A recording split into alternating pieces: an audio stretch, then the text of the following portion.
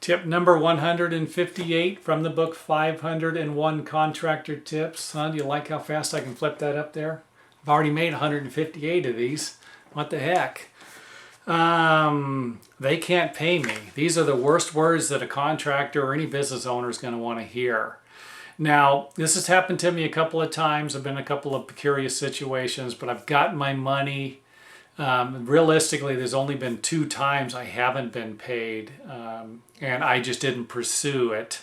And you might have even heard me mention this already. One was for $50 and one was for $800, and it wasn't going to be worth my time to pursue either one of these because the $50 I probably could have got, but hey, it was $50. It would have cost me $100 of my time to go get $50.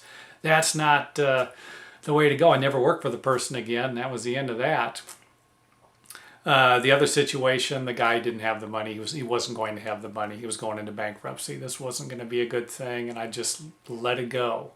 But there were a couple of other times where I had clients tell me that they were going to be paying me through other means or a company or stuff like that. And, give me a couple days notice, I can get you a check. And then you give them a couple days notice, and it's more like a couple of weeks. I mean, as a contractor, you've probably been in these situations before. As a new contractor, this kind of goes back to screening your clients.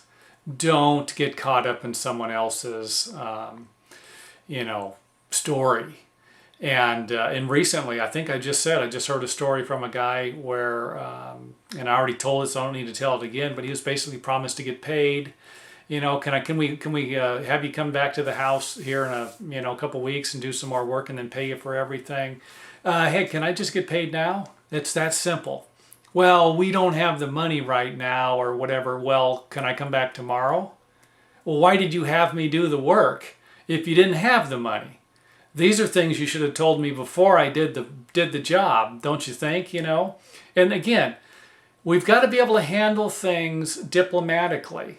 You can't blow your top. And I'm speaking from experience. I'm somebody who blows my top off. And I know it doesn't sound like it. Hey, here's this nice guy making these videos, taking his time out of the day to give us some information. Yeah, I got you there. But hey, I get mad. And when it comes to money, boy, do I get mad. This is a whole nother thing. And if my wife was here right now, she would vouch for that. So, but I'm here to say from experience that it's going to be better to handle this stuff diplomatically. If you have someone that cannot pay you, and whatever reason they come up with, then you will need to take them to court, depending upon how much money it is. Now, I don't know if things have changed, but it used to be $5,000 or less. You can take them to small claims court, and it might be more money now. But when I was doing business, it was $5,000 or less. So this is nothing. You just go to the small claims court. They'll help you fill out the information. They send them thing. If they don't serve, they get a judgment against them, which doesn't always guarantee your money right then and there, but you might be able to get it later. At least you'll have some type of a legal claim for your money. If you don't do anything, you're not going to have a legal claim. You're not going to get your money. And I don't recommend going to the house and ripping out all the plumbing fixtures you just put in. This isn't the most effective way to handle this. It might be what you want to do, but it's not going to be the most effective way. Which reminds me of a story, and we always have time for one of my stories because some of them are goofy, but some of them we can get some value out of. So I did a room addition for the family. Worst job I ever did, just a total nightmare. This was the worst possible nightmare. It was about a 6-7 month room addition I did just right off the bat. I read these people wrong. But a friend of mine who recommended me the job also recommended a guy who did fantastic tile work. Primo, state of the line. This guy was just incredible. And he did their kitchen countertop. And here's a guy who made a lot of money. He made big money putting tile in.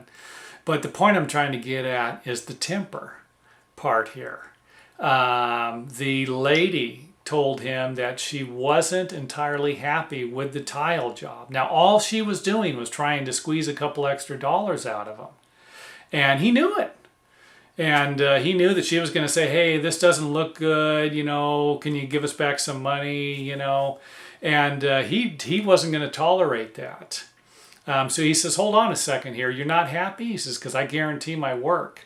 And she goes, no, we're not happy. So he goes out and gets like a 4 or 5 pound sledgehammer, one of the small sledgehammers, and he starts beating the tile, breaking it up in front of this lady. And she's freaking out, but my friend was there. And he's like, well, you said you weren't happy. And the guy tore all the tile out and redid it at his cost because he was too stubborn. Now, this is the point I'm getting at. Let's just say that you did this, and this lady, to make her happy, she's going to take a couple $100 off, and you don't let your, your frustration get the better of you here. Then what's it going to be? You give her $200 or $300, you leave, you never work for her again. You tell everybody not to work for her, those people this or that, you know, and you're done with it. But to go through what this guy went through, and to do that was a little extreme. Now, I love the story. I'd have loved to have seen the look on her face. And I guarantee that when it came to time to paying him next time, they just wrote the check and liked what he did. There was no problem there. So anyway, that's it for my story. Clients that don't pay you, take them to small claims court. Use every form of persuasion you possibly can without getting violent.